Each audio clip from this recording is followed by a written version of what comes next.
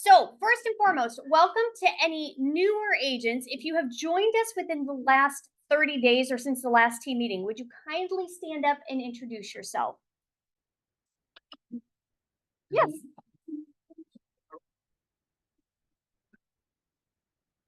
Welcome, welcome.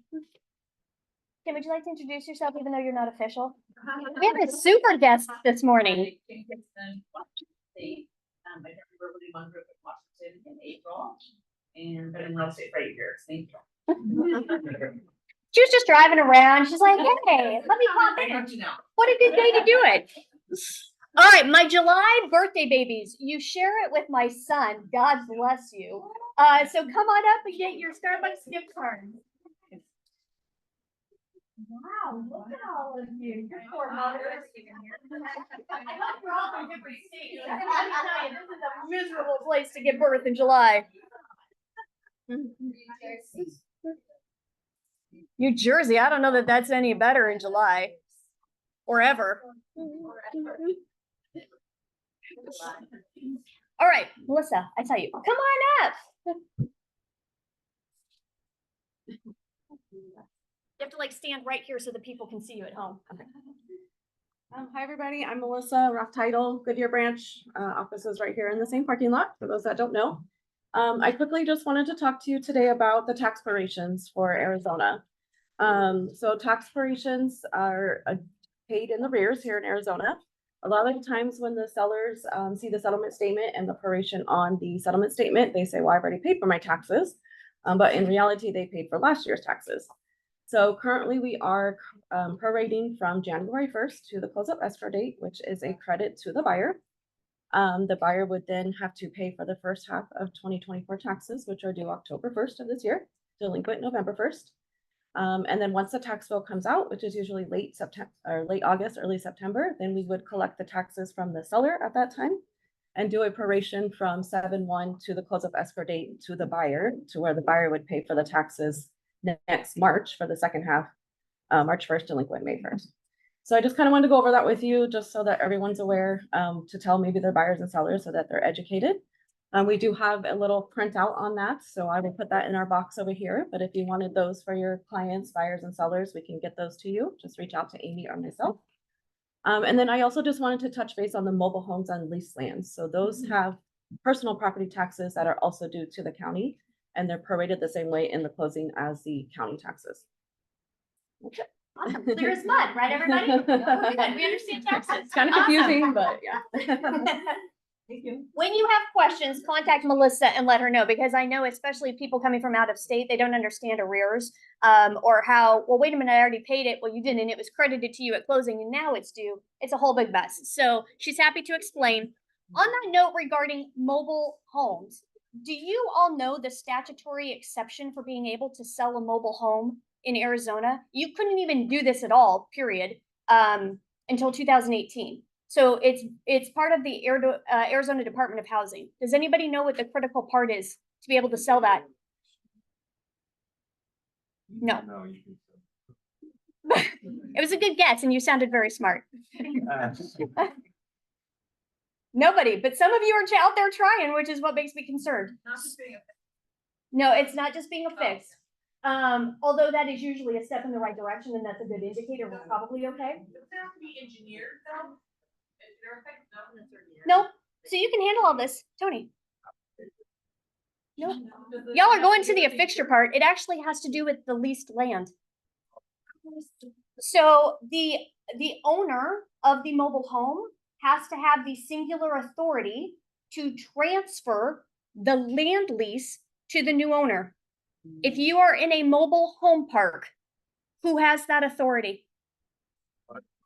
Yeah, probably the mobile home park. I cannot tell you the number of listings I'm seeing in mobile home parks. And you will likely get a cease and desist notice. One, if Armless catches it, they will remove it. But you can get a cease and desist notice from the Department of Housing because you are not able to list those. So just a heads up, they fly under the radar sometimes. We've closed them out of this office, so I know it exists. But that is the primary basis for that exemption.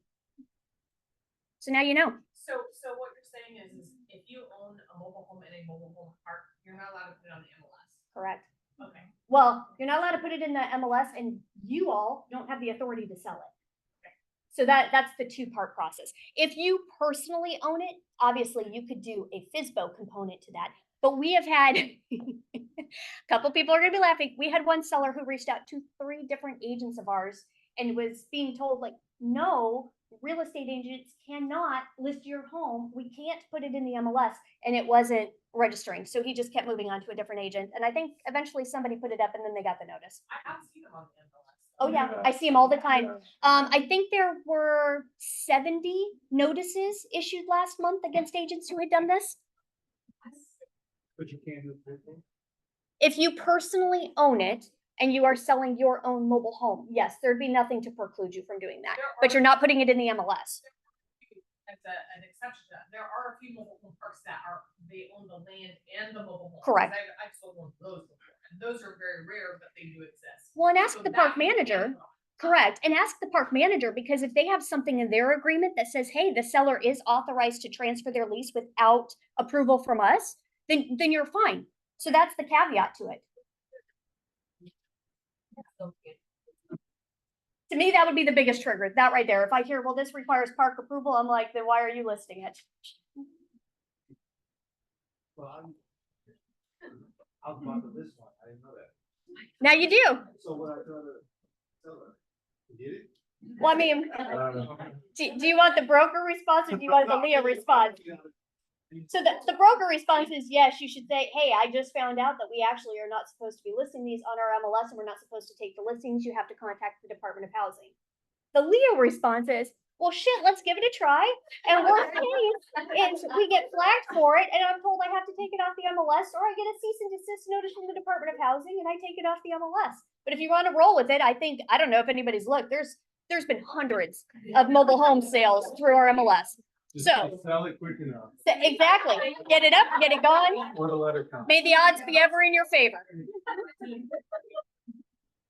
I think a quick way to check would be to put the address in Monsoon and see if it shows up as if the seller is the property owner. Yeah, that still won't necessarily help with that weird situation where the park will allow individual transfers, but there you go. So make sure they have it. All right, Jake, come on up. You're up next. And stand right here so everybody at home can see your beautiful face. Okay, good morning. Morning. I'm your local home warranty rep, Jake. And what's the biggest thing we all worry about in the summertime? AC. So I want to talk a little bit about this. American Home Shield, please keep in mind we have no age restriction on the age of the air conditioner. Some warranty companies will say it's too old, we're only going to cover X amount of dollars for the air conditioner repair. We have no restrictions. American Home Shield also covers multiple air conditioners, okay? Most warranty companies stop at only 2, okay? So American Home Shield will cover, if they have 3, 4, 5, we'll cover them all, okay? Also, on this time of year, a lot of people with the older air conditioners that use, for instance, the R22, okay? We always hear the unit is 15 years old. Why are we putting Band-Aids on it? Okay. It's not necessarily Band-Aids. Home warranties are going to repair before we replace. If a unit can be repaired, we're going to repair it. Okay. If it can't be repaired, then we're going to replace it. But most likely it can be repaired. With these older units, they're not as efficient as the newer ones. Okay. So American Home Shield has come out with our buying power. We can buy directly from the manufacturer air conditioners instead of going from the manufacturer to the supplier, and then the air conditioning tech buys it and the price just continues to keep going up by the time it gets to you. So we're buying from the manufacturer to American Home Shield, and then you're buying from us.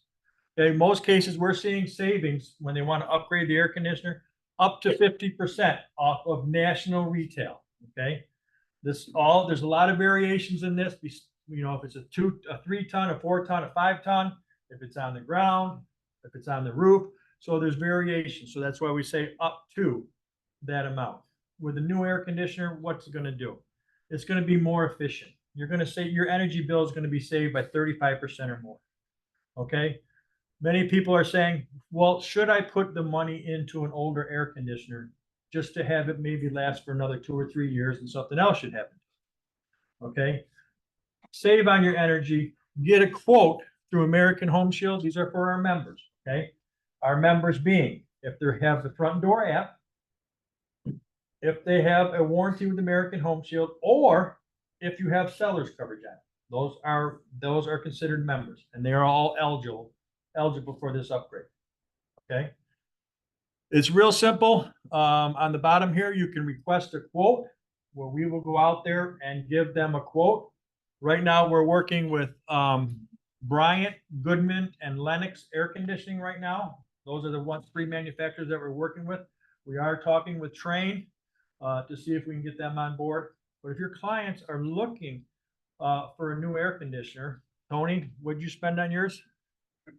He's like, don't mention that. Small car in my.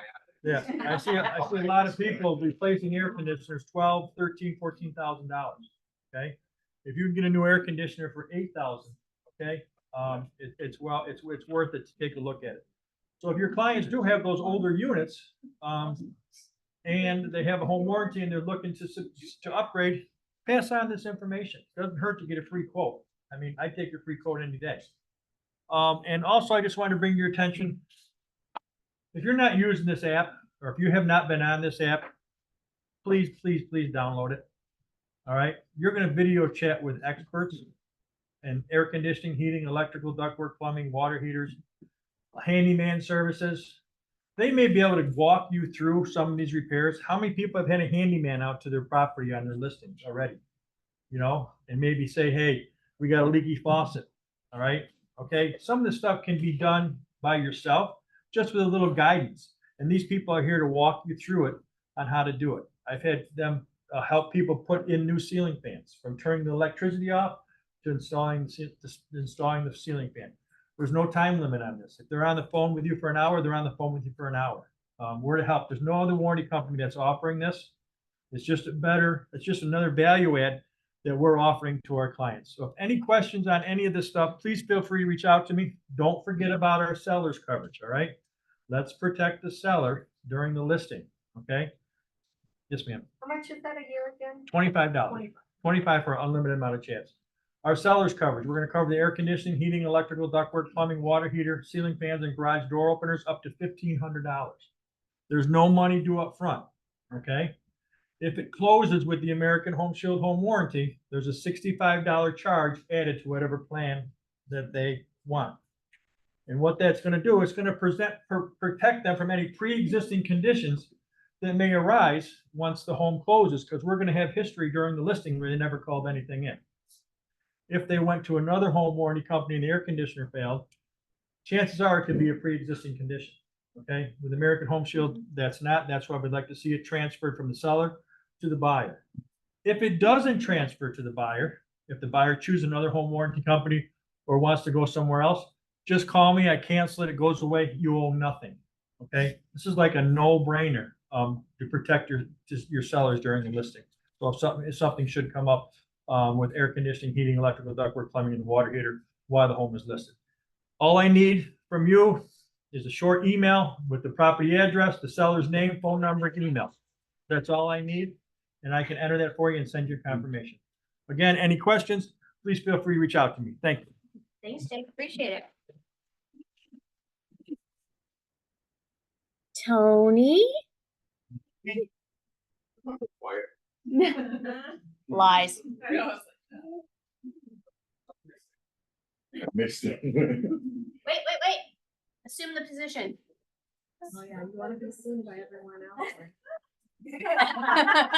Oh, not that one. It's been a while. I decided to start today off. Oh, look, she made it pretty. Thank you.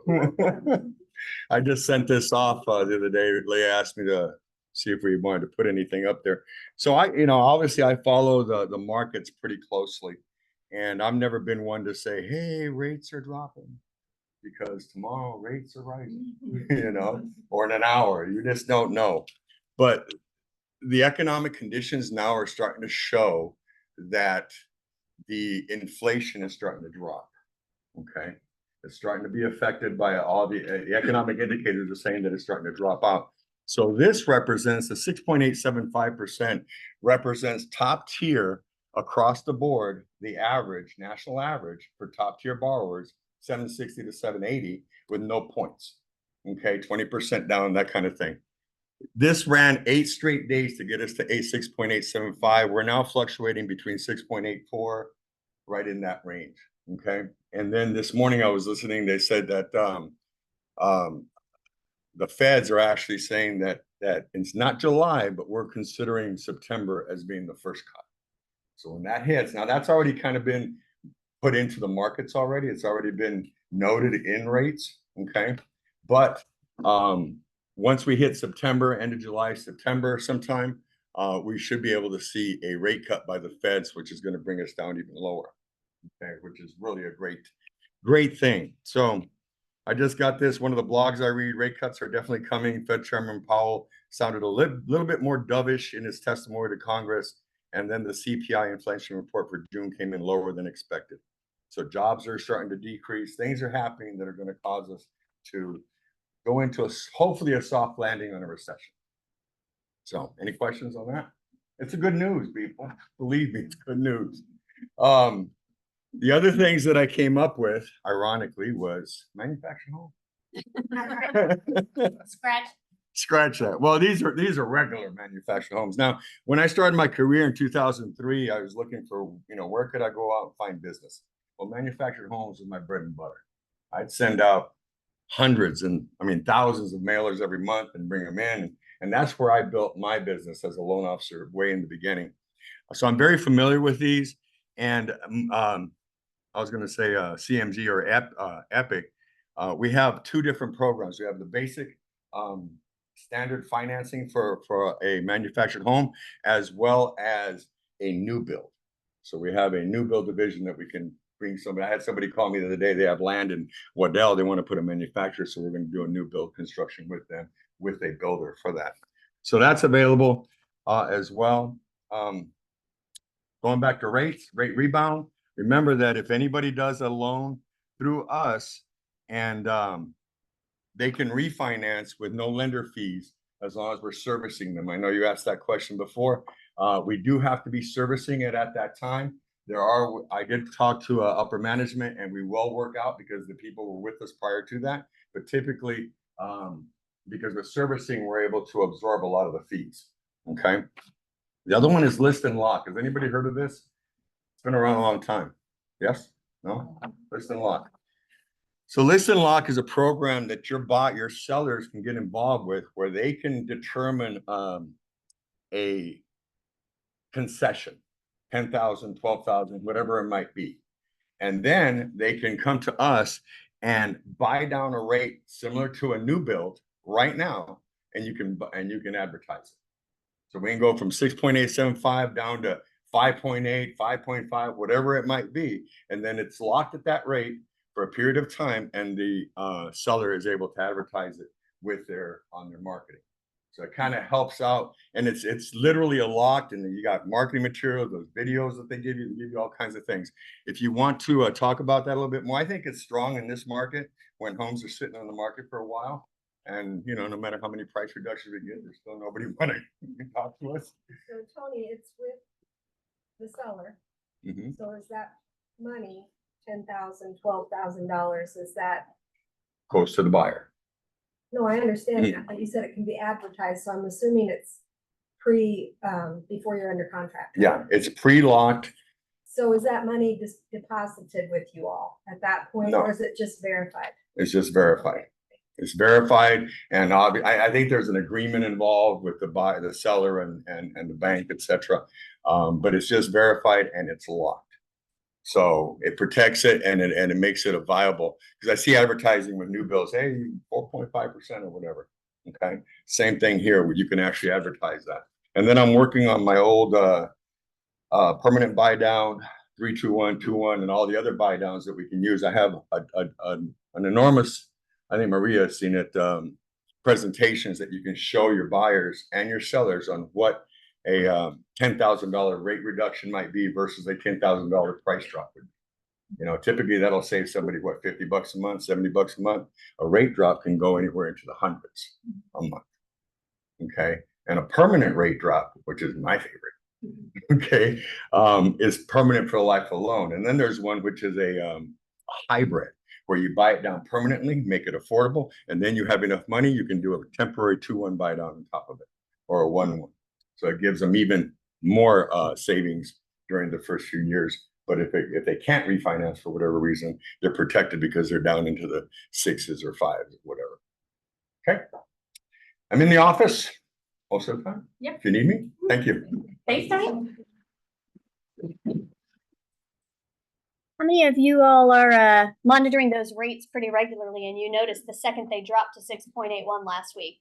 Yeah, I'd be monitoring those very closely. If you missed the slide, it said that there's a 93% expectation of a rate drop come September 18th. So if you don't already have it on your calendar to be checking rates on September 18th and 19th, I'd do that. Celia, come on up. I'm gonna stand pretty over here, not assume any positions. Hi. Huh? We'll allow it. Okay, thanks. Hi, everybody over there. And hello, everyone in this room, good looking room. My name is Celia. I work with the largest closing gift company in the nation, Cutco Closing Gifts. And what we help you with isn't just client appreciation, but client retention, helping you get more repeat and referral business.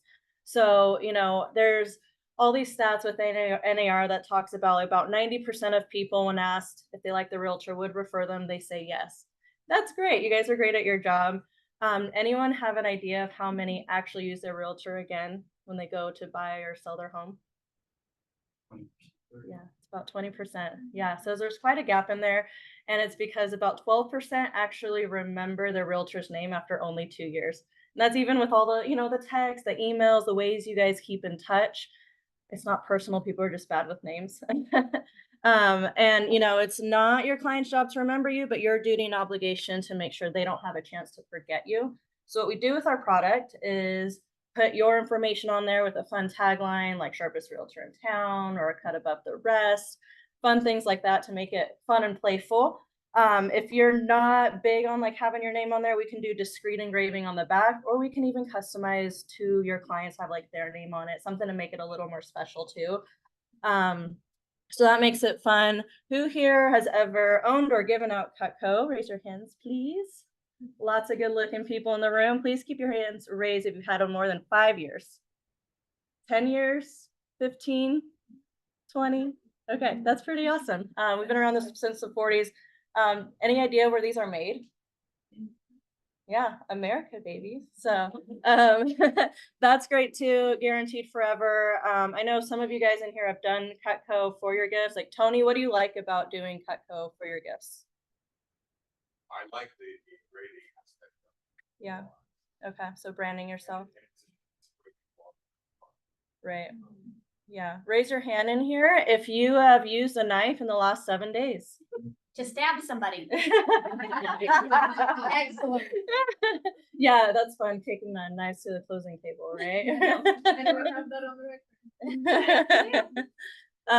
Yeah, so for one, the branding on there is great, but also, I don't know if you guys know this, typically you're only supposed to write off $25 per gift on your taxes. Yeah, because these are engraved, you get to write them off as marketing and advertising, write off 100% of what you spend. And then like, raise your hand if you've ever gone out and gotten gifts like kind of last minute for your clients. I know that there's, yeah, don't be shy. Who loves running around in this heat getting stuff last minute, right? So what we do is make it a system in place for your gifting. You guys are really busy people. Gifts are important, but they might be number 280 on your list of things to do. So what we do is help you have gifts on hand for throughout the year. Special realtor pricing, special quantity discounts, and then we're able to bill you over interest-free monthly payments to make it a lot more budget friendly. Now, if you like to personalize things to your clients, I think that's great. All my clients will complement with like at least say one piece of Cutco with the other things that they're giving, so they know that there's something they're giving that people are using almost every day, and they're going to have a really long time. There's this book called Giftology. It talks about gifting in your business. and like the impact it can have on your relationships. And two things that says your gift should have is usefulness and longevity. So whether you use Cutco or something else, just keep that in mind with whatever you guys are getting. Yeah, so gifts in place. And then I always like to say your gifts and everything you do in your business should be a symbol of like you and the service you provide, the value you give to your people. So are you going to be something that's, you know, sits on a shelf, collects dust, or is used, eaten, drank, thrown away, and forgotten about? Or something that lasts a long time, super high quality, people love, and they know they can rely on you for years to come. Okay, so what I'm going to do is actually pass around. There's this box magnet on the front to open. You can throw your card in here. We're going to do a raffle probably when you guys do another raffle, don't you? Yeah, clean cards. Okay, we can just throw one real quick. Perfect. For a free knife. If you forgot your cards, I put blank ones in here for you. If you are interested in ordering, I'm going to be in the office that's right by the front door after the meeting. It's really easy and quick to get set up. So you can come by and see me, but put a star on your card for me if you are interested in getting started with some gifts or reordering. If you order today, you're going to get an extra $150 of free Cutco added to your order. So thank you guys for having me today. Pass this around, please. And Awesome. Thank you guys. Thank you. Thanks, Lydia. Appreciate it.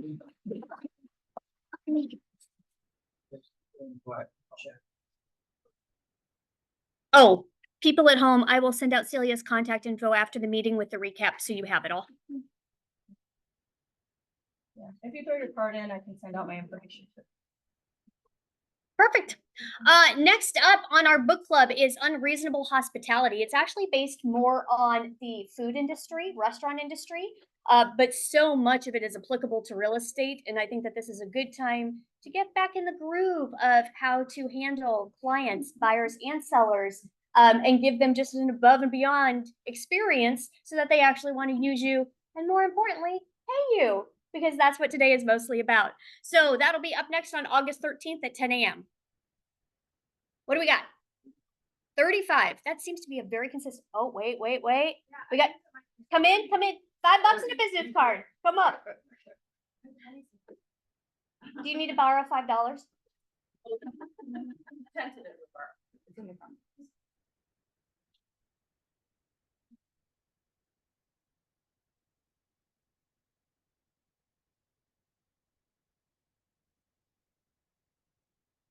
I know where you live. All right, $40 now. That's it? Everybody's good? Okay, who does not have a card in here? Somebody close. Good. Who we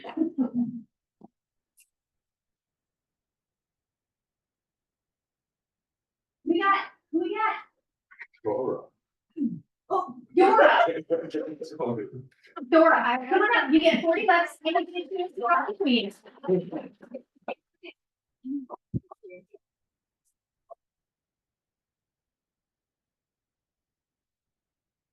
It's red, but no.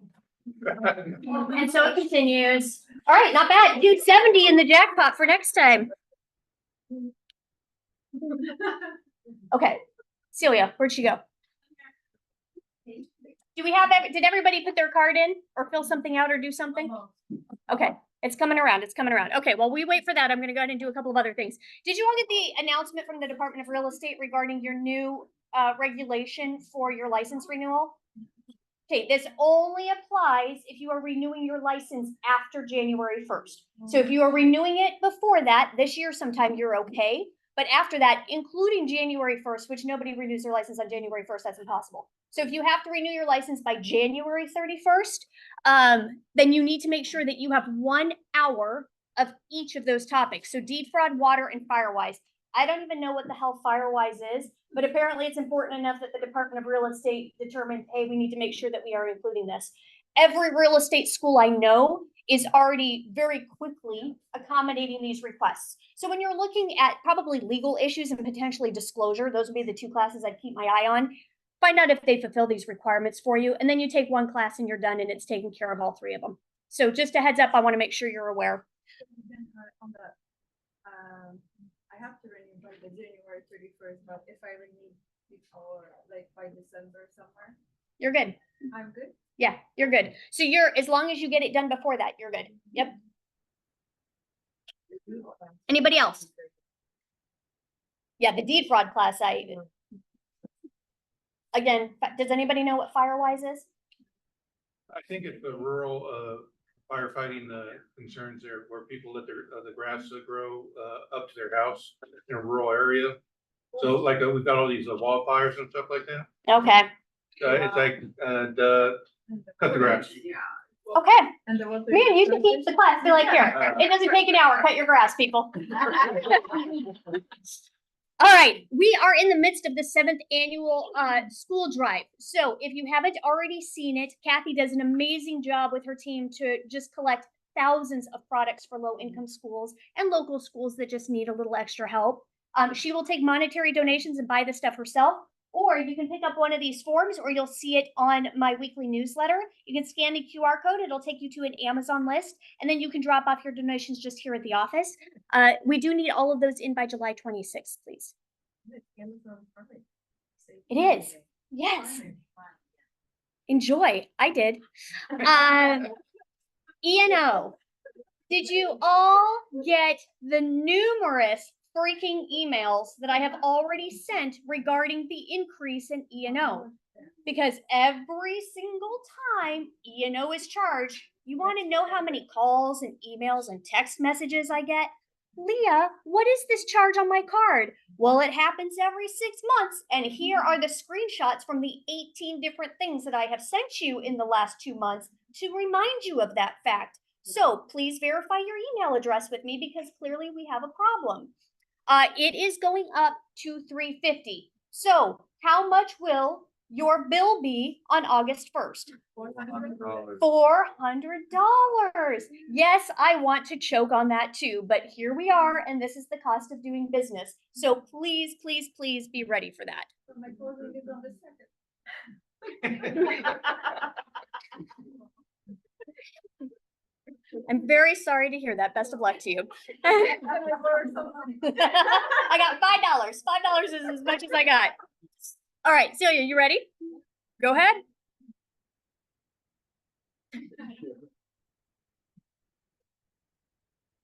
Jennifer Osborne. Oh, where'd you go? Awesome. She's my. Also known as a stabby knife. Oh, you're not using it well enough. If you haven't got to the point in your life where you can stab somebody with a spoon, you're not trying hard enough. All right. How many of you were able to sit in on last week's class, my WTF class? Excellent. If you weren't able to, yes, it was recorded, and yes, it was uploaded to my YouTube channel, as will all of the others. I apologize to those who were not able to jump on because of size constraints. We had almost 600 RSVPs for that class, and it cut off at 300 instead of 1,000. We have verified with Zoom, it's ready to go for 10,000 attendees tomorrow and next week, just to be safe. But please, please do, if you cannot attend them in person, definitely watch the YouTube. You need to know this information. You absolutely do. And that's a big majority of what we're going to be talking about today. So you may already know some of these because we did them as polls, but just some general questions that I want us all to be on the same page with. Do you need a buyer broker agreement for buyers coming into your open house? Does anybody say yes? Good. Excellent. Do you need a buyer broker agreement to perform a virtual showing on behalf of a buyer? Yes. So. Yes. I'm seeing a lot of, What do you mean virtual showing? I think, FaceTime? Yeah. Yeah, because let's say The like. buyer. Whose house are you showing? That would be my question. It depends. Am I doing a virtual showing for a buyer on my own listing? If that's the case, do you need an agreement? No. However, if you are in contact with a buyer and you are doing one or more virtual showings of other people's listings, do you need an agreement?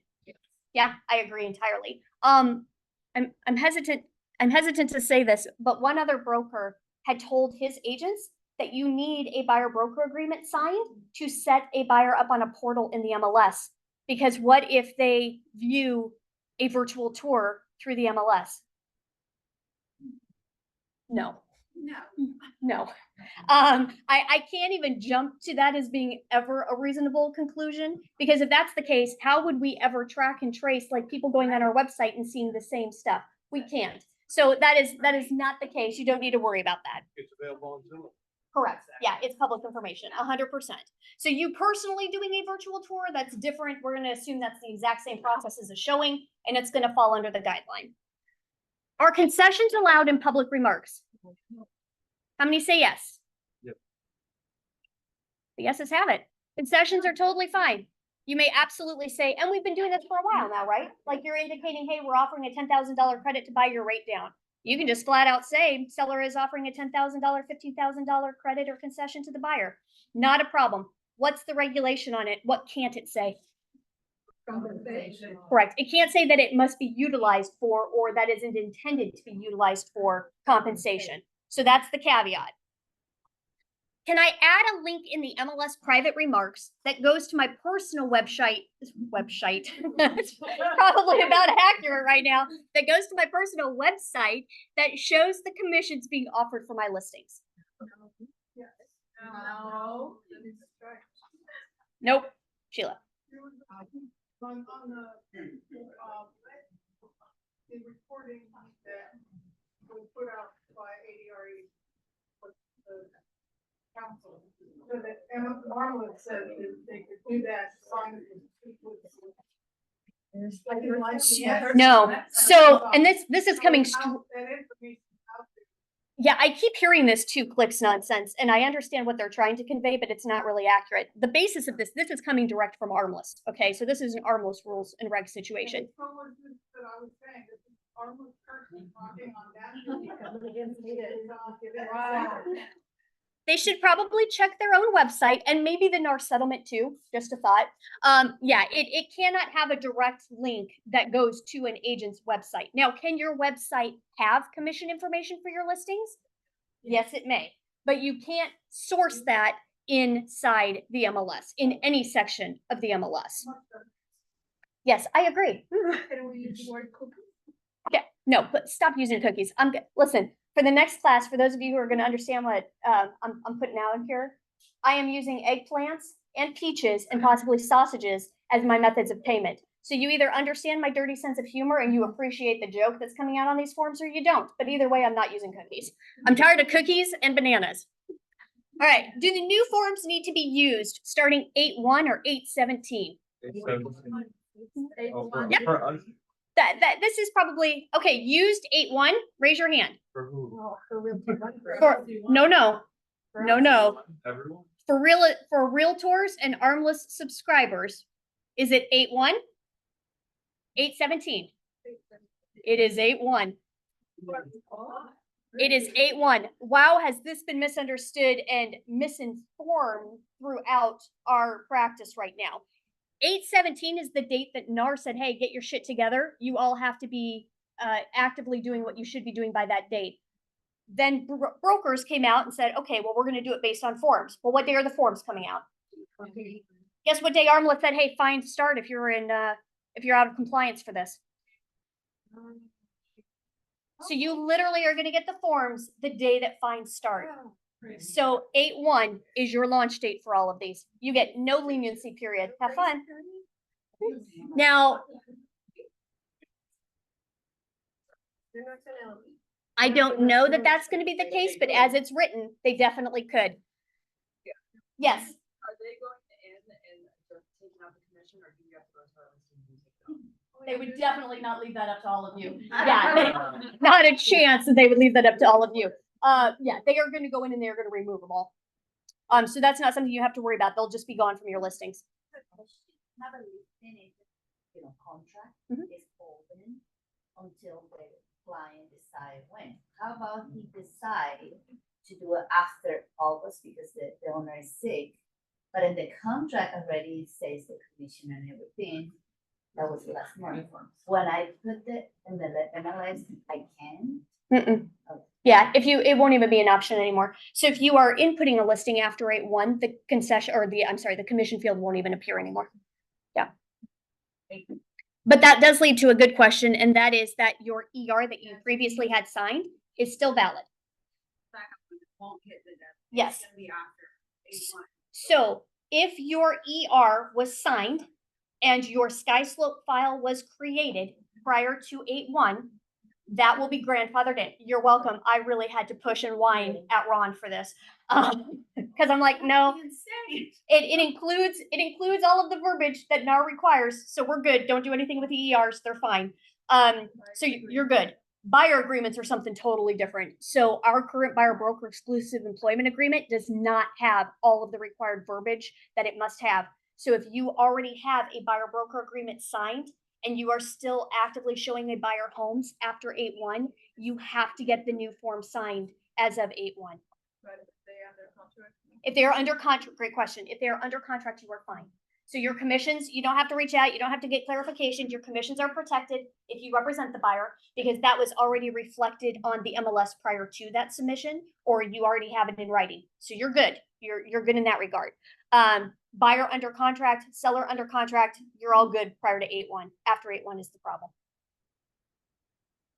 Can I leave my offered commission amounts for my listings in my voicemail set as an autoresponder on my email text or on a sign writer?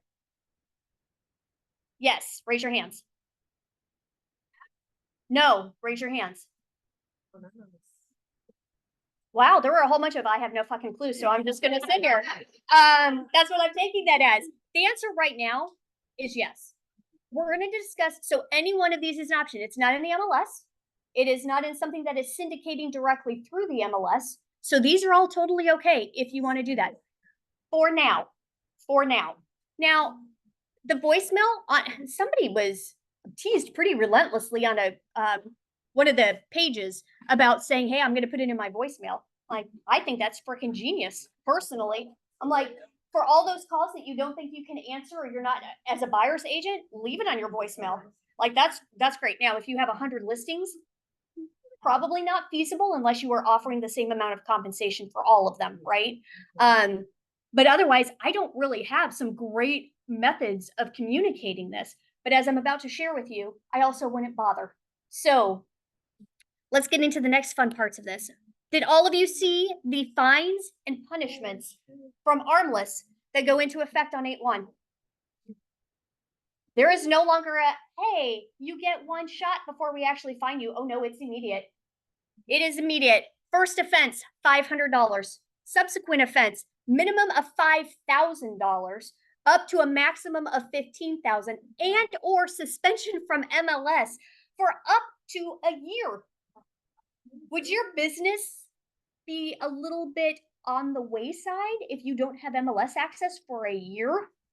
Probably. They're not messing around. Now, we all asked who was going to regulate this. We are. So have any of you ever been reported for a violation in the MLS or clear cooperation or anything? Oh, I'm getting them more now. People are out there and they are, you want to piss somebody off, they will find that you have done something wrong, and that is the best way to report you. So be aware of this. Going up here, again, commission and or agent bonus information. You're not putting that anywhere, period. Not in public remarks, not in private remarks, no MLS, nothing. First offense, $500. Display of competitors commission. This one is super odd to me, and I think it's honestly going to be more for brokers who have somehow figured out how to come up with a website. So if anybody is approaching you and saying, hey, would you like to display your commissions on our website? What is the answer? No. The answer is no. No, I would not, because that's an aggregated broker site if it's not only Realty One Group agents, and it has to be Realty One Group agents under Ron Copus to be copacetic. So this is not okay.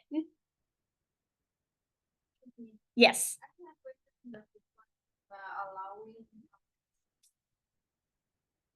Allowing something? Allowing the third person to access to MLS. So if I Yes, the first one. I hire someone like a rocket lister. Yep, it's a violation. Yeah. I mean, again, what would Leah do? It is what it is. I'm not reporting myself. They're not reporting me. Who else would know? But is it a violation? Yes, it is. So can we still say like that the seller will give $5,000 for concessions? Yes. Okay. So the concessions verbiage is totally allowed. It just can't be based on commissions or compensation to a buyer agent. There's a question. You want to read it to me? Do you think it's better practice to encourage sellers to offer concessions or offer buyer broker compensation that agents have to call to confirm? Neither. Stay tuned. I have a better alternative to all of these things. Okay, so as of 8/1, one of these forms must be used with every buyer you work with. One of these. Okay, the buyer broker exclusive employment agreement, that's been around a long time. It has been revised substantially to accommodate the NAR language. It is 3 pages long. What does exclusive mean? Only. They are only working with you. Yes, they are marrying you. They have put a ring on it. If they buy a home during the term of your agreement, even if they don't involve you in it, they owe you a commission. Okay, that is what exclusive means. Agreement to show property, synonymous with non-exclusive. Okay, so this is 1 page, and in essence, it fulfills the NAR requirements. It explains what needs to be explained. If you write the offer, you are named on the offer that eventually closes, then you are entitled to a commission. But they could sign one of these with 500 different brokers, and they only owe commission to the one who's named on the contract. Okay. Honestly, how many of you have consistently used a buyer broker agreement? One. In the last 30 days. No. I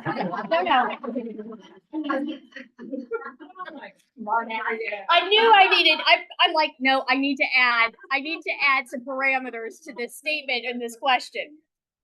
The bulk of us, myself included, have never used a buyer broker agreement. Never used one. And realistically, that's for a number of reasons. It's not a fear factor thing. It's because I don't work with buyers I don't know. So ultimately, I assume that there's some source there of loyalty that exists outside of the transaction. So that being said, instead of freaking out over having everybody sign this 3-page document, if you have never used a buyer broker agreement before, just use this. You're in no worse position with this than you were before. So quit freaking out about it. 1-page document. They understand, hey, if I'm the one who writes the offer with you, which honestly, I think that's how it always should have been because I hate procuring cause, then I get paid. That's it. But this is entirely up to you. I'm not going to tell you how to conduct your business. I'm just saying these are the 2 alternatives. Pick the way that you want to go. However, I do think you need to be cautiously handling it the same way every time you do it. Because I would hate to find out that we, in essence, now have a fair housing question coming into play because you treated everybody else except this one person exactly the same way as far as documentation goes.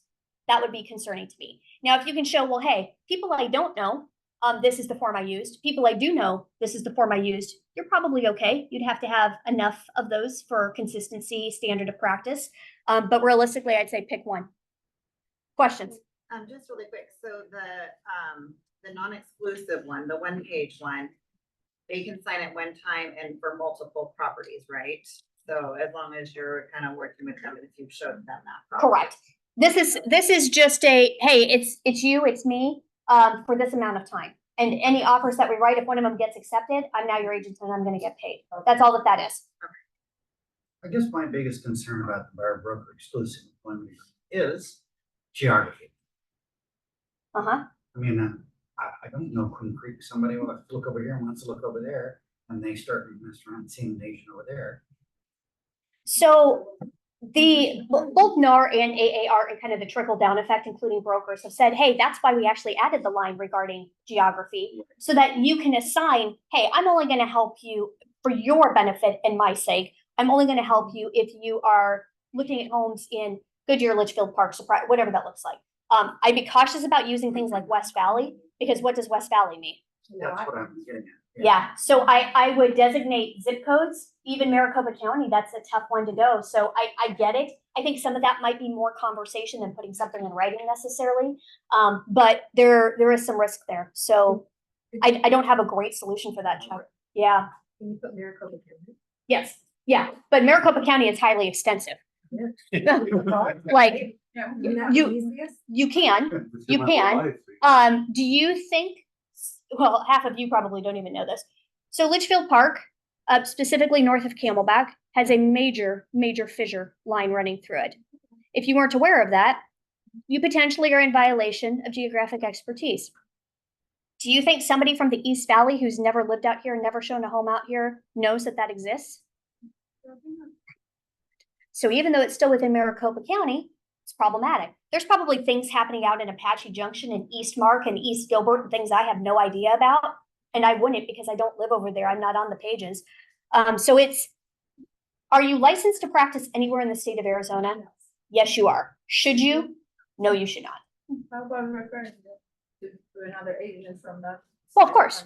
Yeah, of course. Refer them. Yeah. I think I may have misunderstood the buyer, exclusive agreement, so if I'm trying to get my buyer to pay my commission, do I do that form? Cause I put $2,500 flat fee on my, transaction I have now in the contract, so how do I state how I have the buyer pay me? You put the $2,500 on the purchase contract? On you signed a buyer broker exclusive employment agreement and they're agreeing to pay you the 2,500. Okay, and it's not being paid by the seller through other negotiations, they are paying it? Yep, so it's a condition of closing. So great, Correct form? that is the correct form, yeah. When I read it, it said buyer or the broker pays if they haven't closed in a certain amount of days, or there's something.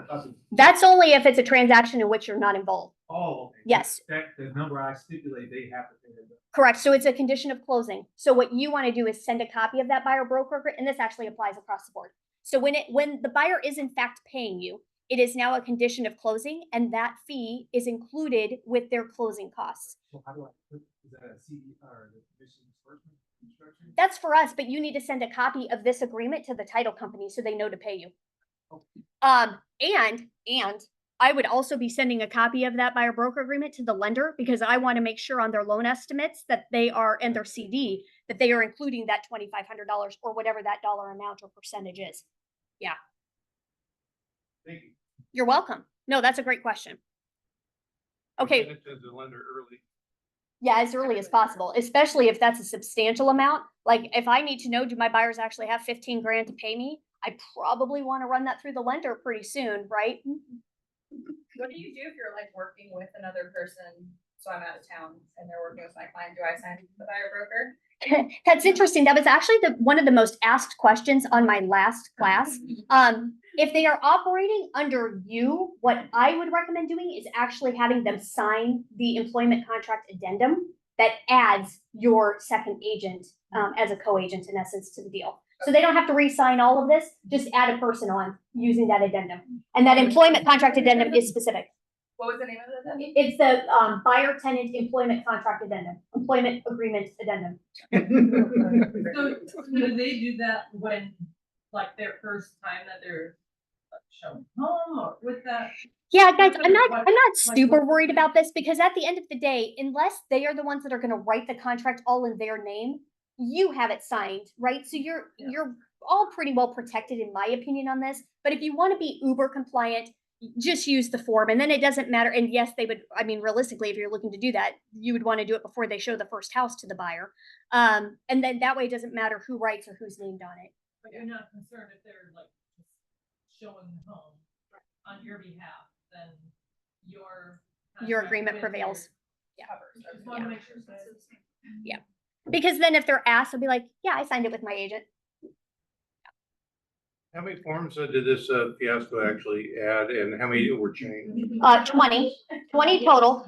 Some of them were just already in the loop for modification anyway. There are 7 that I think are the most substantial. And those are the ones that I've been covering on my classes. Yeah. Is there a potential buyer in the back section to the buyer?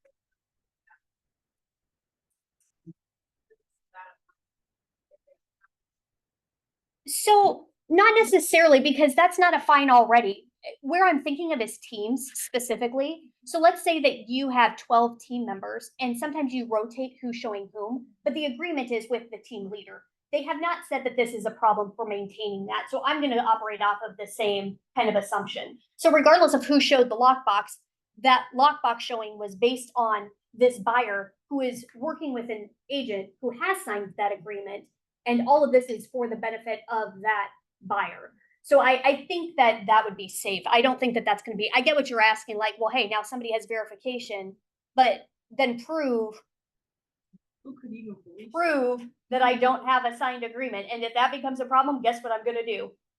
Leah response, not a broker response. If you show a property without having the buyer broker sign, you're not gonna get paid. So if it's somebody showing a property for you, they're not gonna get paid unless you're paying them. Well, it's two to show parts. the I mean, property. yes, you're not going to get paid potentially, but Yeah. this goes bigger where we saw all those fines and it's not a matter of you being paid or not. It's a matter of you have to have one of those signed. So I get the question. I'm just working with, okay, what is the most common course of action that I see? And I haven't had a situation, and I haven't had Armless or AAR say, hey, teams, you have to have every single team member sign a buyer broker agreement with a buyer. And I just don't think that that's feasible or reasonable. So I don't think that's the expectation. We need to make sure that the agent who will be representing them at the end of the day, and this is why, hey, you might need to have an addendum signed. The agent who's going to be representing them on paper at the end of the day did have that agreement in place before they were shown. How would they even be able to police you going and showing a home without a buyer broker? It's not like. It's you going to have be all of opt us policing one immediately another. off of the property associated with them. Yeah. So how can they even police that? Well, that's the big question. How's this going to be policed at all? Oh, people weren't worried about clear cooperation, and yet that happens all the time. So I would be worried about it in that it's serious enough that if you are caught, there is a problem. Well, Okay. it would be, you just need to have someone make a complaint and then they're gonna look at your Supra, Yep. And then they're going to ask for look the at, okay, dates. when did you sign the document? Yep. Uh, And if you it's digitally super- signed it, that's all tracked. Yeah, that's all in a signing cert. So, all right. You will likely use these forms at some point. Okay, so if you are a listing agent, and I suspect this is going to become more widely used, and you have a buyer approach you directly, and they don't want to be represented. They think they're going to save money. They've heard about the lawsuit, whatever the case may be. We now have an unrepresented buyer disclosure. This has not existed before. I think it should have, but it did not. So if you are the listing agent, you now may be utilizing that in the case where a buyer comes in and they don't want you to represent them as a dual agent, or your seller doesn't want that, they're unrepresented. This is the addendum, yes, employment agreement addendum that you could go ahead and you could add somebody to. Or whatever, change the commission, you can cancel it, it will do all of those things for you. How about the tenant? What do you- It's the same, so it's a buyer tenant, so it would go for either one. Yeah, But there they- is an they ex- did just addendum, so what do you? So all of the buyer forms have a tenant form as well. Yeah. Okay, ways to get paid. The CAB agreement, the compensation agreement between brokers. I think this is how many of you are operating, and maybe you shouldn't be. So we're also operating off of old school, where I've talked to my seller and my seller is offering compensation, and how do I convey that amount of compensation to prospective buyers agents? And then we get all crafty and I'm going to write 3-bedroom in a perfect neighborhood. No, we're not doing any of that nonsense. We're not somehow circumventing the NAR regulations. This is the form that will need to be signed. If you are one of those representing a buyer, you call the listing agent up front and you ask them, are you offering compensation to a buyer's agent? They say, yes, we are. Say, excellent, I will send you over the CAB form. And this is that form. So it's now a broker to broker written agreement for compensation. You would need to have this done as soon as possible. I can't tell you a specific time frame because per the code of ethics, you cannot delay sending an offer over waiting on this form to come back. Do you see the problem with this? So here is what Leah would do. Leah would never use that form. I would never use it. I don't care if they have already negotiated compensation to a buyer broker with their seller or not. I wouldn't use it. I would always see the little hearts to make it easy. I would always use the seller compensation addendum. Why? When does this go? Correct. It's an addendum to the contract. So now it is my buyer asking the seller to pay my compensation as part of the terms of their offer. Now, if the listing agent already has the seller on board and they've agreed to pay a co-broke, awesome. This is easy then. We're done. We can just negotiate all of the other terms. But I wouldn't wait around and I wouldn't use the cab. I would only use this. So you're still not making a phone call, right? to check? Nope. Not making phone calls. just Here's- presenting phone calls. That's a great question. And here's the reason why. If I call an What was agent, the question? are we still making the phone call in advance to find out if we're being compensated? If I call a listing agent and I say, hey, are you offering compensation? And they say no, then what? I won't show you how. Potentially, right? So the agreement says, hey, if you buyer, if you do not want to pay me, then you need to instruct me not to show you homes where compensation is not being offered. So you may have that in writing. My point with all of this though is you're a liar. You seller, you listing agent are liars because for the right offer, I guarantee you will pay my commission. And you don't know that until I submit my offer. So even if I'm told 0 or no, we're not offering, I wouldn't believe them. Because and all of you, I'm going to show you what I would do on the listing side because I think that there is a better way to approach that as well. Okay, so far hey, let's use the single property showing or the agreement to show property because it's only one page. It's easy to explain and boom, we're good. And we're hoping we still get loyalty and get paid at the end of the day. We're going to submit the offer and we're going to submit it with the seller compensation addendum because I'm not dealing with a lying listing agent or seller on the other side.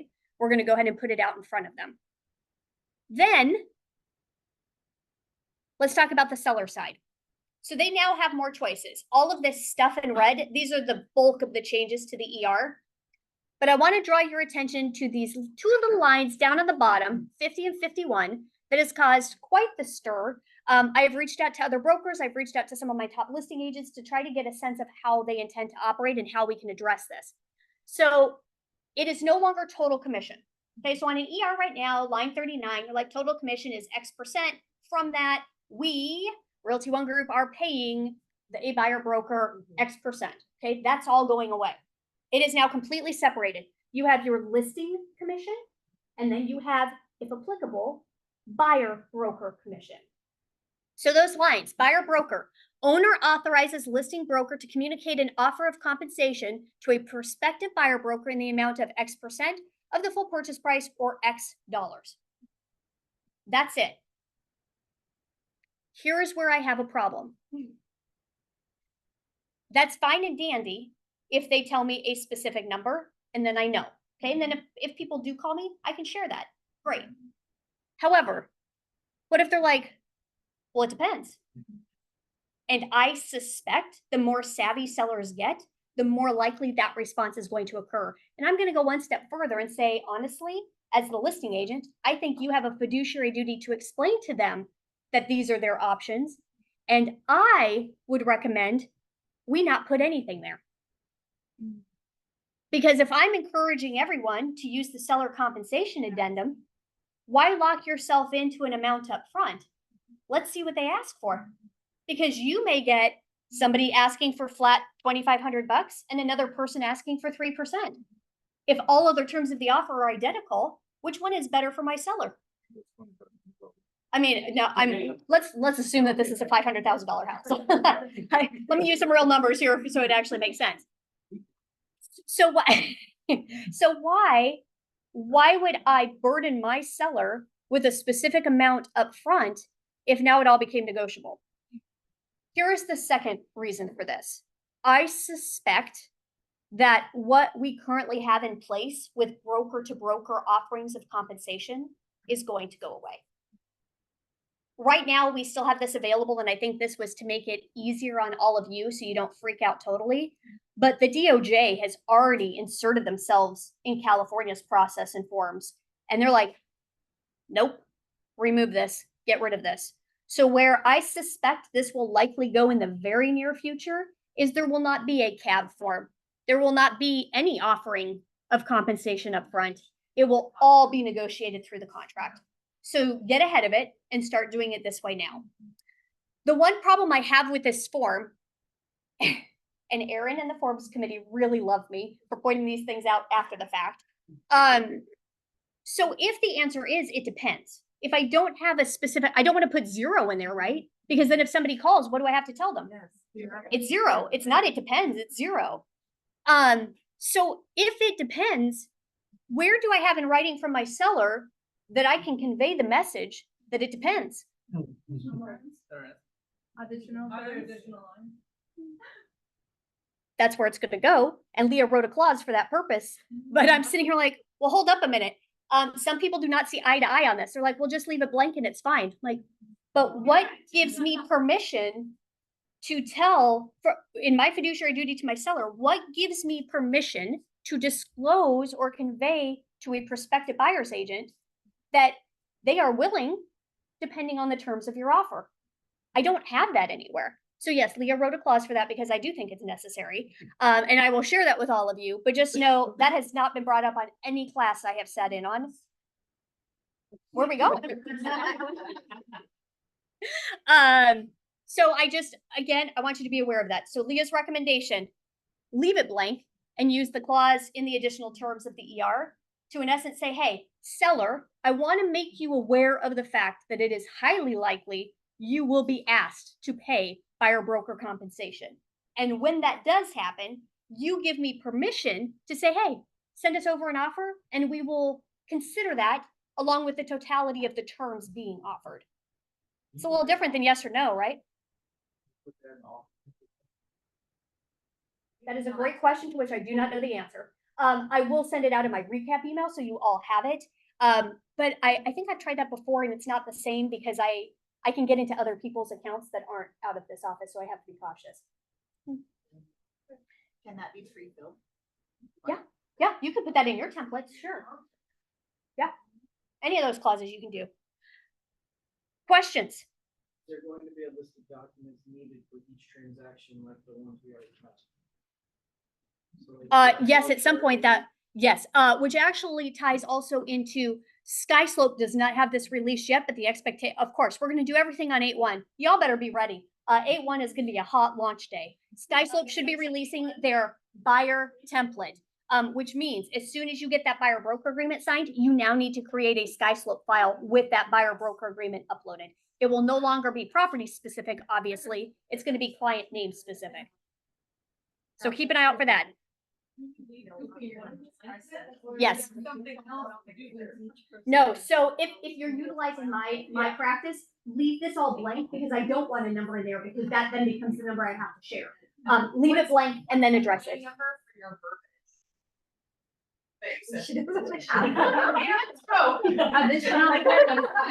Once upon a time, with the old ER, I would know that, but I don't know it on this one yet. Wherever those additional terms are on that line, that's where it'll go. Damn it.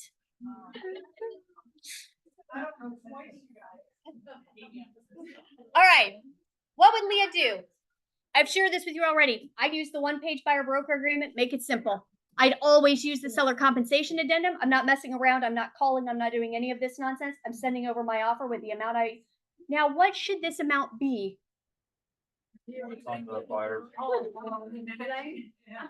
It has to match. You are asking the seller to fulfill a monetary obligation that is set forth in the buyer broker agreement. Don't get creative and greedy here. No, you cannot have 2 buyer broker agreements. So do we send with the offer, the buyer broker agreement to show property? So You don't have to. That this is what my buyer has signed that they're gonna pay me this. So you don't have to, because that is ultimately a private agreement, just like they don't have to share the ER when you're like, well, I don't believe that you're not offering anything, or they don't have to do that. Those are private employment agreements. Would it potentially benefit your cause? Sure, but not necessarily, because at the end of the day, why would the seller care what my agreement says if this is what we're asking for on the seller compensation addendum? Yeah. What would you do? And I'm sorry? It wouldn't have to match. Buyers paying some of it because they want to be competitive. Yeah, it wouldn't have. It can be less than the. That is a good point. I will give that. So what they're saying is ultimately, let's say that they have an agreement, a buyer broker agreement for 3%. But to be competitive, they don't want to ask the seller to pay the 3%. They want to ask the seller to pay 1.5%, and the buyer is paying the difference. I agree. That's a good call. Yeah, I think I was going in the direction of don't ask for more. So yes, you cannot ask for more on the seller compensation addendum than you have on the buyer broker agreement. You can ask for less in circumstances where the buyer is going to pay.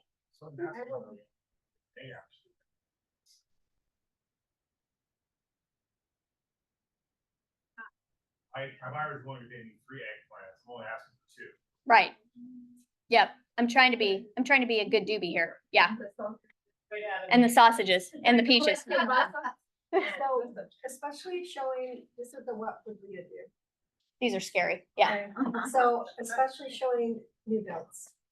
You've got buyers that want new builds, you know, there's a slew of new builds offering extra. Yep. We'll just put it that way. Because we can, if we have relationship with our clients and they understand, I'm gonna put it here, but we can adjust that later if need be, right? Because we can do the Correct. addendum. Correct. So wouldn't it be wise, would Leah put it at a higher percent? I would not. You would- So I get the question and it's been asked a lot. I would not, because at the end of the day, I can't do multiples of these forms based on the circumstances, right? So while I can amend them, what you really need to do is, and this is the whole point of this lawsuit, this is the whole thing that DOJ is trying to do. You as a buyer's agent need to determine what you believe you are worth to your buyer, and that is the compensation that you are then assessing, regardless of who is paying it at the end of the day. Now, if you get lucky and it is a builder who is maybe offering some sort of bonus and you have a good relationship with your client, could you modify that? Sure. If it's a resale and you've overbid it, it's probably not a huge deal, because in a resale transaction, if the amount of compensation is greater than the amount your buyer agreed to, what happens? It goes to the buyer. Like, okay. Isn't that what you're saying? I thought it went off the buyer broker. It goes to the buyer. Goes to the buyer. The extra. Yeah, any excess is going to ultimately go to the buyer. So you cannot be paid more than what your compensation states. So if there is any excess, it would go to your buyer. So if I'm modifying something to say I'm getting paid more, I'd make damn sure that I have in writing that my buyers understand this means that they are forfeiting money that could be a credit to them in exchange for that commission. That's exactly why I kind of prefaced that with new builds, because new builds won't give that extra to a buyer. Nobody wants to leave money on the table, right? And so to me, it feels like I should always put it high with new builds, because otherwise, you know, they're offering all of this and maybe throwing it out there because they don't think they're gonna have to pay it, right? Well, so 2 parts to that. One, you can't have multiple agreements going No, just the one, but then doing an addendum. for every new build you go into. Well, if You need probably be. have to be careful with that. Like, if you're constantly doing addendums, I don't know if that's a good thing, but. Going back to the original though, about the buyer can't get it, but that's not true. Because right now, if you tell a lender, hey, I'm gonna credit my buyer X dollars at close of escrow, they'll let you do that. And that's exactly what you're gonna do with your Oh, commission. gotcha. Yeah. So it would just go into credit. Correct, Okay. correct. So are we countering commission? Yep. Potentially. So with the sell, and that is the potential risk, but like I said, it's coming one way or another, so get ready for it. With the seller compensation addendum, it just became a negotiable term of the contract. But bear in mind, they're like, well, what happens then if they come back at 0? Well, what do you have in writing from your buyer that says you're getting paid? So that doesn't alleviate you getting paid. You're not working for free. That just means now that the buyer is going to have to pay that commission. So they need to decide, are they willing and able, or do we need to keep negotiating, or do we need to move on to a different house? So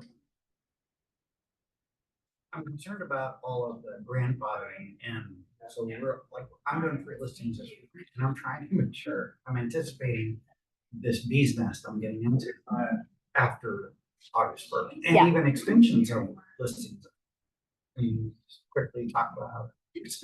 So I wouldn't be worried about the grandfathered aspect, but are you asking in correlation to, hey, if it's going to depend, how do I modify my existing agreement? I would use the listing contract addendum and use my clause. So it'd be like contrary to lines 39 and 41, blah, blah, blah, blah, blah, shall now be dependent upon the terms of the offer. Yeah. If you want to do that, the other alternative is let it sit, like they agreed to pay it, right? And now if you have somebody call, then awesome. You just tell them, yep, we're offering X%, whatever that is. No harm, no foul. They already agreed to it. Yeah, so you have a couple different options. If it expires, then you've got a whole different, yes, yes. Now, if it expires and you end up relisting it, but otherwise just extend your listing. Yeah, yeah, your agreements would be grandfathered in for that. So realistically, you could be operating off of an old ER for a while, depending on how many extensions you do. For sellers, it would be beneficial to go ahead and refer to the new form, even if from a grandfather perspective, because you can play that. Potentially, but they've already agreed to it. How much I Yeah. want to really necessarily documented. Yeah, I'm not, well, I mean, you are documenting because you signed an ER that said you're committed to it. So at the end of the day, I'm not super worried about the grandfathering in from that perspective. They're not doing anything that they didn't already agree to do, I guess is the, and just to be clear, they never had to pay it. Well, not never, but in very recent months and year, they didn't have to pay a co-broke. So this isn't anything new. They reserved the right to pay $0. So what has changed here? That was my winning argument with Ron, by the way. I'm like, they've always had the opportunity. Why do we have to reintroduce that? They always had the opportunity to pay $0 in cooperating compensation. Nothing's changed. Okay. Did any of you see the new rapid stats that came out from MLS? These are super cool. So you just go to rapidstats.com and you use your MLS credentials to log in, and then it creates, you can do this with a map search, which is what I love. So yes, you can do Maricopa County. Yes, you can do the city of Goodyear, or you could set up like a subdivision or a very specific map search, like a radius from a listing that you're going to take, and it'll create these for you in instance, like in seconds. I don't know. I don't know. I don't know what either of these are called. Well, that's market statistics, but I don't know what I think this is the social one. The one on the right is called infographic. I don't know, I haven't seen a lot. Look for social because I think it's under the social media shares. I think that's where I found that one. But there are, to your point, there are a ton of them on that site. Yeah, and this is now free for all Armless subscribers. So set your maps. You can apply your maps to any of the reports and you're good to go.